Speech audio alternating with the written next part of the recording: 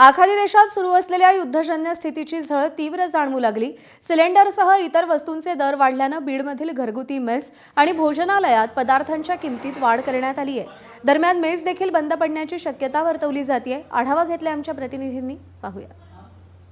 बीडमध्ये अशा अनेक घरगुती छोट्या मोठ्या मेस आहेत ज्याच्यावरती आता त्या ठिकाणी या युद्धाचा परिणाम हा पाहायला मिळतो आहे। कारण की जे मेससाठी जे जेवण बनवलं जातं त्यासाठी अर्थातच लागतो तो म्हणजे गॅस, परंतु तोच गॅस सध्या उपलब्ध नसल्यानं असंख्य अडचणींचा सामना जो आहे तो या ठिकाणच्या मेस चालकांना करावा लागतोय। आपल्यासोबत या ठिकाणचे मेस चालक आहेत। गॅस आपल्याला भेटत नाही आहे आणि जो सप्लायर आहे तो काय म्हणतोय की सध्याला माझ्याकडे गॅस अवेलेबल नाही आहे, ते अवेलेबल करून द्या म्हणलं तर तो म्हणतो आत्ता सध्याला तुम्हाला गॅस देऊ शकत नाही आम्ही, कारण की हे घरीच ह्याला तुम्हाला नंबर लावून घ्यावं लागेल। जर आम्हाला असं झालं तर आम्ही बिझनेस करायचा कसा, धंदा करायचा कसा?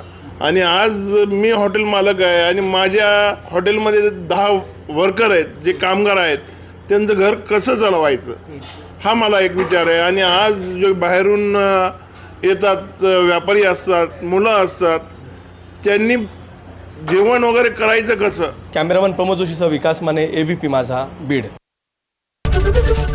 एबीपी माझा, उघडा डोळे बघा नीट।